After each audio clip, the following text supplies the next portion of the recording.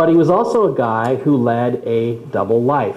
Okay, this is a book called Sex and Rockets. It's by our same publisher, Adam Parsley at Farrell House. And it's a great book on the occult world of Jack Parsons. He was more than just a mystic, he was a practicing mystic. And this book details a lot of the stuff that he did. There's also another book out there called Strange Angel, which covers a lot of the same territory, but it's not as good as Sex and Rockets, so go out and buy Sex and Rockets if you're going to buy one. Here's Parsons in what is referred to as Devil's Canyon. It's the area where JPL sits now. This is one of the early rocket tests that they did. At that time, back in the 1930s, it was obviously cold that day. This is an official JPL photograph. And he had this double life where he basically liked to, I don't know, shoot rockets by day and drink a lot and engage in various ritual sex orgies at night.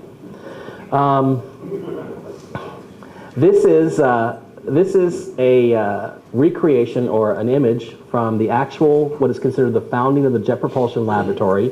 It's a rocket test in the Arroyo Seco area. This is Parsons right here, along with Ed Foreman and a couple of other guys that were the early pioneers of these rocket experiments.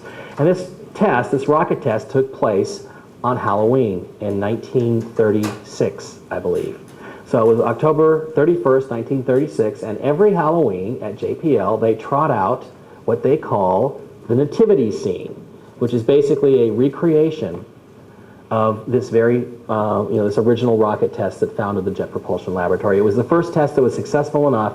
They were able to get funding through Caltech to actually have a rocket program at JPL.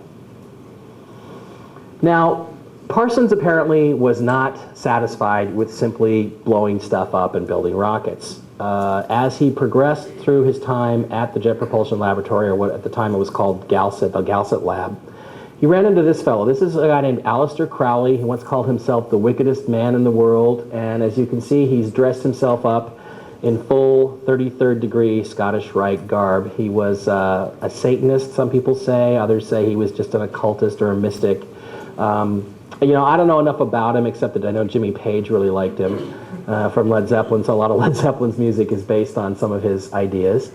But he was a guy who created a lot of controversy in his time and was very involved in what he liked to call ritual sex magic, which was doing different things, creating different realities based on having a lot of sex, I guess. Well, it turned out that he had a temple here in the Los Angeles area, or in the Pasadena area, called the Ordo Templi Orientis, which was his OTO, his main facility here in the United States.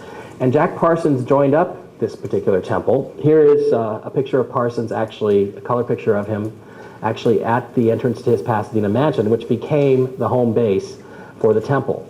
Eventually what happened is that Parsons became the leader of the temple here in the United States, and it's basically Alistair Crowley's worldwide second in command. He was really, really highly thought of amongst the OTO folks. After the war, he met up with another character who you may or may not have heard of. I suspect you did. This is L. Ron Hubbard. In his Navy uniform, he was United States Naval Intelligence. He was an intelligence officer. And basically, after he was discharged from the Navy, he made a beeline straight for Jack Parsons' mansion in Pasadena and started hanging out there. Here's another photo of L. Ron Hubbard as we mostly know him today. Of course, he's the founder of Dianetics until that went bankrupt, and then he eventually created Scientology, which is now very, very popular, as we know, here in Hollywood. It's a big deal. So he was hanging out at the mansion with Parsons. They were doing a lot of partying, I would suspect.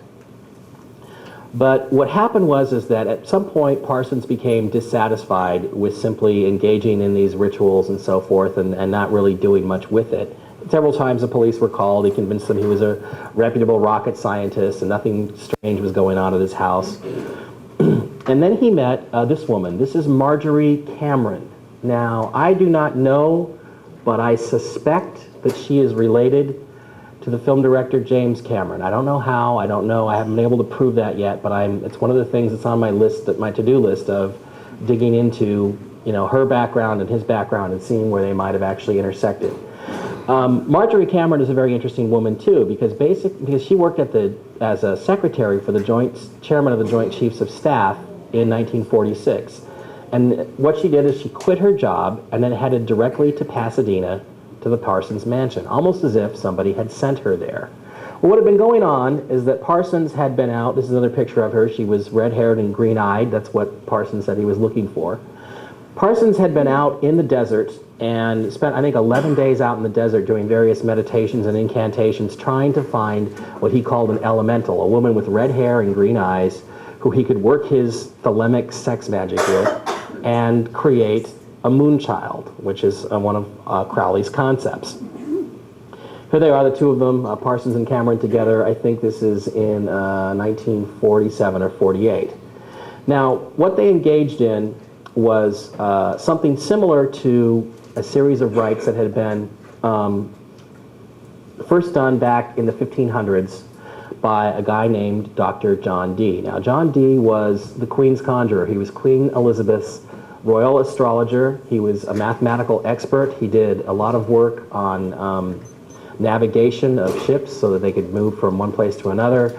He was instrumental in the Church of England's interpretation and decision not to be involved in the Gregorian calendar reform, which is a whole another story that I won't really go into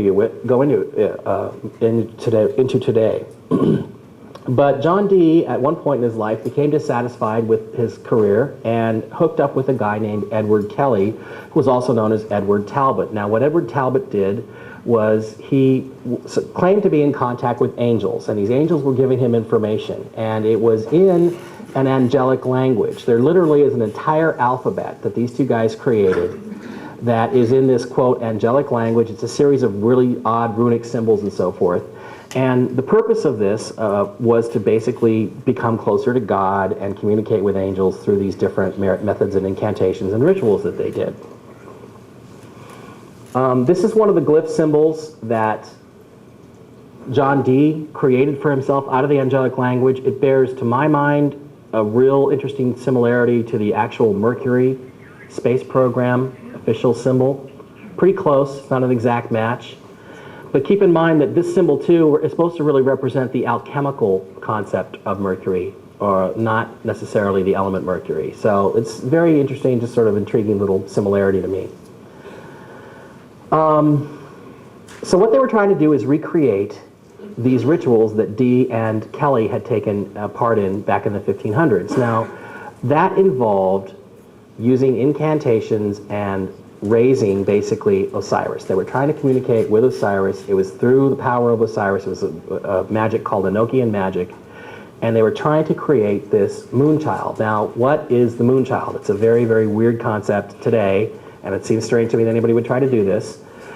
But this is what Parsons, remember, one of the core founders of the Jet Propulsion Laboratory, was trying to do.